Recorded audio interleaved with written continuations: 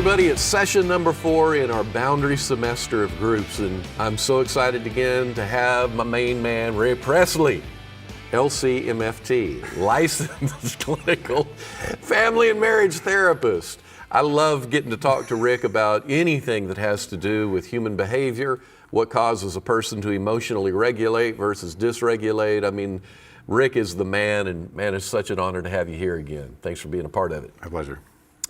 Well, today, as we talk about boundaries, we're going to have a lot of fun, especially if you have a religious Christian background, because there are a lot of perverse ideas, a lot of twisting of Scripture, a lot of dominance through biblical evidence. I'm going to use the Bible as a weapon rather than actually a path or a tool for health. And we're going to look at boundaries. In fact, I want us to start with the idea that God is the author of boundaries. Well, what's the Bible say about boundaries? Well, God is the author of boundaries. And if you look at Jesus' life, you look at him in the 4 Gospels, Jesus perfected, Jesus had it going on when it was all about setting the boundaries. And so as we talk about this, you know, the religious ideas that come up are things like, you know, Jesus took a beating, so I guess I'm supposed to as well. Mm-hmm. Or I just got to take up my cross, and this is my cross to bear. Somebody violates me, somebody's hurting me, you know, I just turn the other cheek. These are all scriptures. Or from my background, one of the things we were told is just walk in love. Just walk in love. Walking in love meant we don't have an awareness of the impact that people are having on us. We just bear under it, and we just fight through it, and we do good when people do us wrong. Well, again, that can have principles of truth, but there are also a lot of twisting and perverted things that come out of that, and from it, people get a little bit crazy. So, Rick, have you ever seen any of your clients who have ever been twisted up a little bit, or they were off balance because they kept falling on this idea that I'm pleasing God through a biblical verse that was just messed up interpretation? Yeah, I think the one that I see most often is husbands and wives, submitting yourself to your husband, loving your wives, all that kind of thing. And wives in churches probably teaching on this in a way that is not clear, it's not concise, it doesn't clarify for people. And so I used this example a couple weeks ago about the wife who was twisted in that and feeling like she's got to do everything her husband wants her to do. She's got to be everything her husband wants her to be. Right. And she is a projection of who her husband wants her to be, as opposed to being her own self and working in relationship. So that's the one certainly I run into most often. Submit. Yep. Submit, woman. Submit. And the submit means you have no identity. You have no self. You are everything I want you to be. And then sometimes in a situation like that, the husband has so drilled that down that if she ever puts up a boundary, he feels off balance. And then he's like, wait, my manipulation's not going to work anymore. And then he rages. Yeah, if he was offended. Offended that you didn't do what I wanted you to do, because that's the system that we have set up in our home, and probably can't even give voice to what is even happening in him. He's just having an emotional reaction because the system changed. Yeah. So setting boundaries can really destabilize things pretty quickly when we've been operating under these crazy systems and these crazy rules that we've misinterpreted from the Bible or from wherever. And it felt so normal. Yeah. And it's become normal because that's the way we live. Probably grew up in homes, maybe like that. Well, let's go back to God, talk about God and how God is the author of boundaries. How would we come to a conclusion that God's the author of boundaries? Well, I'm going to field this one just for a minute. God's the author of boundaries because He's the one who created human beings as free moral agents. That God Himself, this is amazing to me, that a traditional biblical view is that there is an eternal heaven and that there's an eternal hell. And that God will not violate the boundary of somebody who chooses to live an eternity away from Him. That is the first, the most powerful, the most clarifying boundary you can imagine.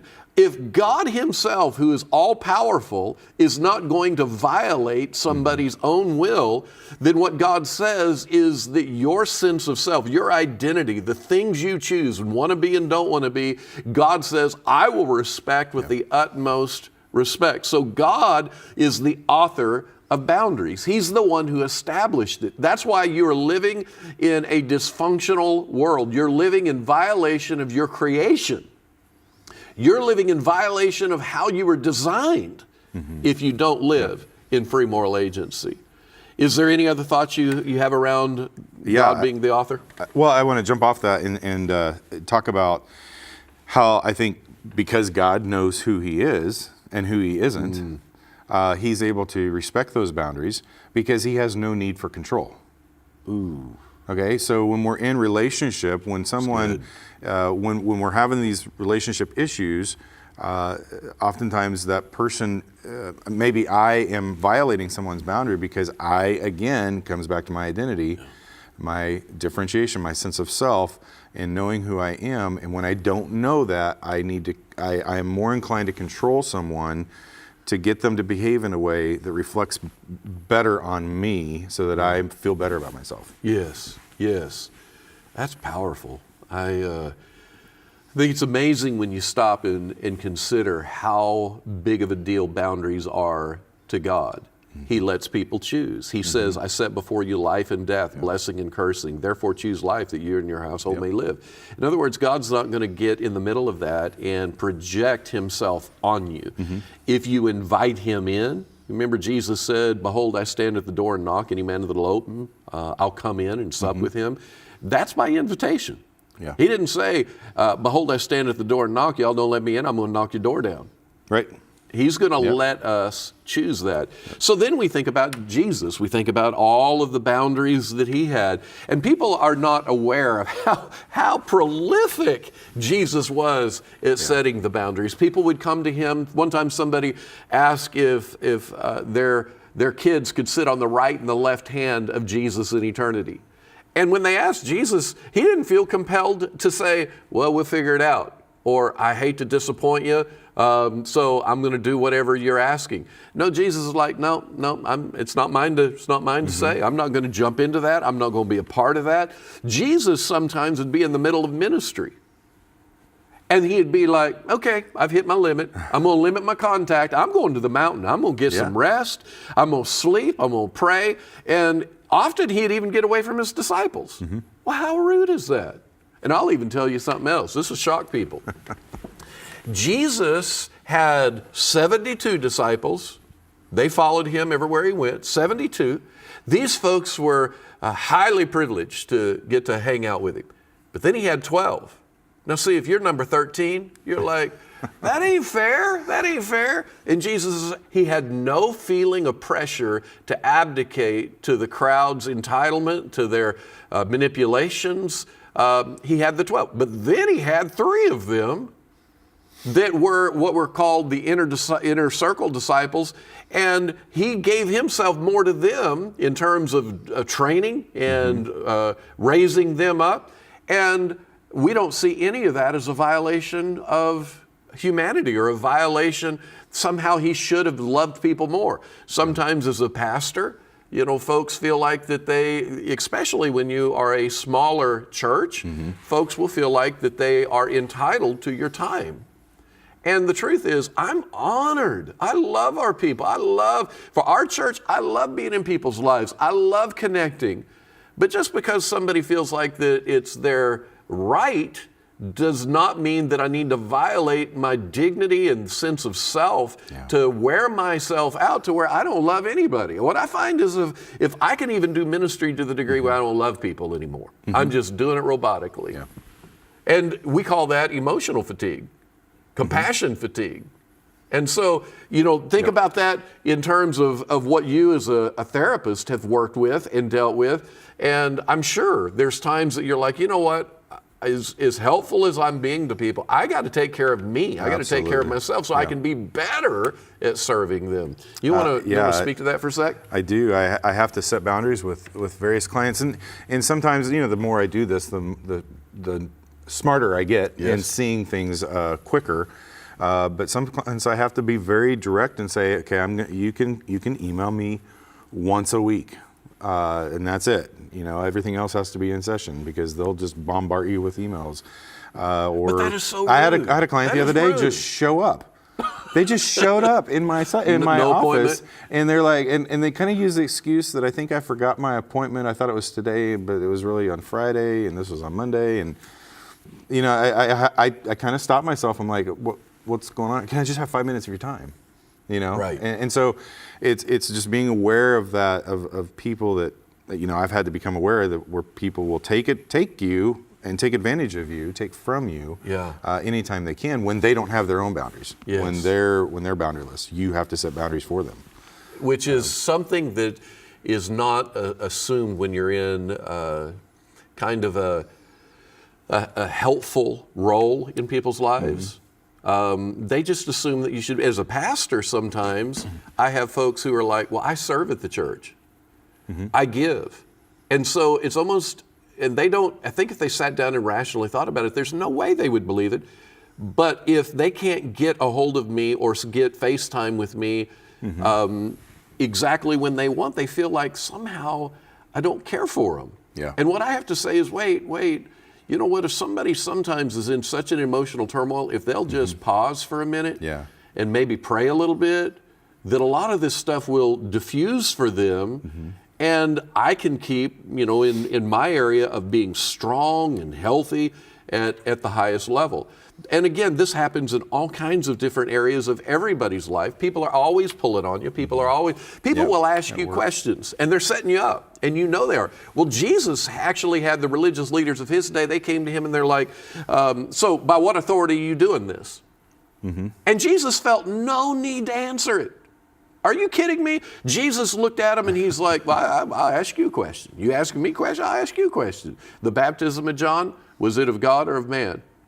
And they got together, huddled up, and they talked, whispered with each other, and came back and said, well, we're not going to answer that. And they knew, because if they answer it one way, they're going to get half the crowd mad at them. If they get answered another, the other half's going to get mad at them. So they said, we're not going to answer. And Jesus said, I'm not answering you either. Well, see, today people have the idea that if somebody asks you a question, you're obligated to answer. Jesus had boundaries. He understood boundaries. He would even teach people in parables. Parables. And later he called them secrets. The disciples came to him and said, what's up with these parables you're telling? And what's it even mean? You told this parable of a farmer and he had seed and he had 4 different kinds of ground. He's scattering it and the last ground brings forth a harvest. And what's up with that? And this is what Jesus said. To you, it's been given to know the mysteries or the secrets of the kingdom. But to others, it's hidden, it's parables. Yeah. Now, Jesus wasn't selecting one group over another in the context of, I'm just cherry picking who is my favorite. He literally was reacting to their interest. That if they were hungry enough to ask him the question, he'd say, okay, I'm going to talk to you about it. Sometimes when people are frustrated with you, what they'll do is you share some wisdom, you share some heart, and they'll be like, well, I don't understand. And it's not that they don't understand or don't have the capacity, it's that they don't want to understand. And so a boundary is, I've told you everything I'm going to tell you. Yeah. Well, that's rude. You're supposed to bend over backwards for people. I want to know who set up all these rules. These rules that we're supposed to let everybody do everything they want, whenever they want, and if we don't, we're not loving. We're not. Who made that rule? Yeah. I don't know where that came from. And so we have all these examples of Jesus. I mean, even one of his staff guys, Peter, comes to him and hears that he's getting ready to go into Jerusalem and probably be killed there, which he is. And Peter says, you can't do it, Jesus. Don't.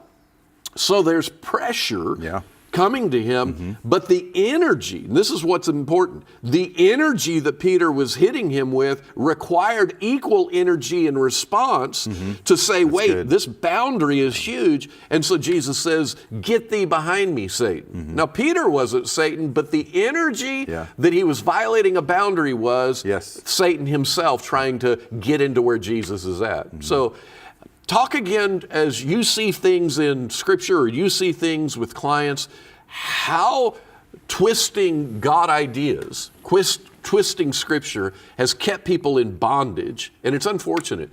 Do you have more on that you could address? Yeah, I love the example where Jesus is going into the temple, and there's all the money changers and the marketplace happening in there, and it makes him angry.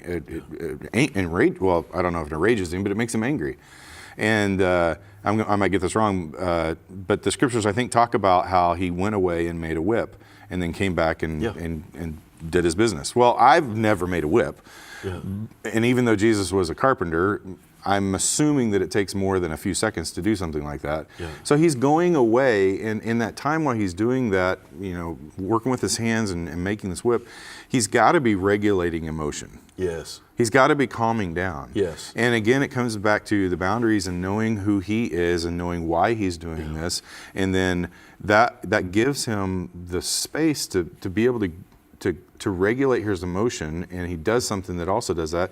And he comes back and he cleans out the temple, but he does it in a way that I'm sure is not hurtful to people. Yeah. He didn't rage in the temple. Yeah. He was angry, he was upset, and he made a point, and he got his point across, but he didn't hurt people in the process. Yeah. And I think that's one of the things, the benefits that boundaries does for us, is it helps us regulate our emotions. That's awesome. It helps us calm down. It helps us keep our reaction to the person that is, or the environment that's being violating. It keeps us in a place where we can make our point, we can protect ourselves, but we don't have to hurt people in the process. And when you look at that story, the ultimate goal of Jesus was to refocus people in loving God, because they had corrupted the house of God, and to get them refocused on our real purpose is to love people. Mm-hmm. So Jesus makes that big scene, as you described, which I love how you brought that out, that he makes that scene not to hurt anybody and not to protect his own self in terms of that he's egocentrically just moving forward. What he's doing is saying, you guys have no idea, this is not okay. Mm-hmm. You've got to get snapped out of this. The temple was not designed by God to sell stuff and to jam people, steal from people, rip people off, negotiate people into a hole. Yeah. But this is for us to love people. This is for us to love God. Yeah. And so what Jesus does is he uses boundaries again to set the tone. This is what I want. This is who I am. Mm-hmm. And he lives that out. And so, again, one of the things that you brought up that is bad theology is around submission, that wives can't be a real human because they are supposed to submit. It's interesting in the Bible that the Bible never tells wives to obey their husbands, at least not in the original language. Some translations will throw that in there here and there, but that is not an accurate translation. Submission is not obedience, and people need to know that. Submission is, I know who I am, I know who I'm not, and while I am making my own choices, I'm going to keep my attitude soft. It's an attitude of humility. It's an attitude of graciousness. But that submission that often in religious circles men tell women to do, they don't realize that in Ephesians chapter 5, right before that, it says everybody's supposed to submit to everybody. Mm-hmm. So this is about a mutual attitude of tenderness of heart. Submission is about tenderness. Yeah. It's now that I'm making decisions towards you out of tenderness, which you can't do without a boundary. You've got to have boundaries, and you got to know who you are. But another one is when people talk about, I'm your parent, I'm your daddy, I'm your mama, and you have to honor me. You're not honoring me. And what that is using the Bible to manipulate what I want. Sometimes parents, especially I've noticed that as parents get older and they can't do as much as they once did, there's never a satisfaction point as to how much time their kids get to be with them. And I mean, I've got, you and I both, we've got, college age kids, and I want every minute with them. But there is a big difference in me wanting time with them and then manipulating them to stay with me because somehow they're not honoring me if they're not around. Mm-hmm. And so building a boundary and not letting people, as soon as I feel like somebody's trying to manipulate me, that right there is such a big flag, I'm done. Mm-hmm. It's like I'm a boundary, a decision will be made. Yeah. And so I also see it with leaders. Another area that gets twisted is church leaders in particular. They will have people who want them to violate the mission of the church, the vision of the church, the values of the church, and say, well, you're not very loving because you won't let me do what I want to do. But here's the thing about church life. We all want to have an amazing church. We all want an amazing church. But you can't have an amazing church unless we're all aligned moving towards the same thing. So at some point, there's got to be accountability. At some point, there's got to be checks and balances to that. And the leader's the one who's supposed to do it. Jesus did not always let everybody do what they wanted to do around him. He didn't empower people to do whatever they want to do. And so often people will be like, well, that's not a very compassionate or loving thing. Well, if that's true in the context that I'm using, think about it in your family. Think about it on the street. How many religious ideas have driven behavior that are corrupted, they're perverse, they're demonic, they are keeping you from living in the grace that God has for you. You got any closing shots that you have? No, I think you right there at the end you hit on it, that when we get into those relational things where people are draining from us, we become ineffective at being who we are. It drains us so much of our identity, of our energy, of our spirit, and we become less able to be the reflection of God in this world. Love it. And so, you know, one of the things that I try to teach couples to do is say, you know, when you're in a conflict and you can feel yourself emotionally dysregulating and you're headed towards a 10, 0 out of 10, and you're headed towards a 10, and you're going to blow up, you're going to yell, scream, you're going to say something, do something you're going to regret. You know, you've got to be the one that pulls back and says to yourself, you know, there's no way I can be the husband or wife that I want to be, first of all, and second of all, that my spouse needs me to be if I continue in this conversation. And so a boundary, knowing who you are, differentiation, all that kind of stuff goes in and says, you know, we got to stop this, we got to take a break. There's some rules about that I can explain later, but boundaries help us be who God created us to be that image to our spouse, be that image to the world around us. It's gold, absolute gold. Thank you, Rick. Session number 4. Peace out.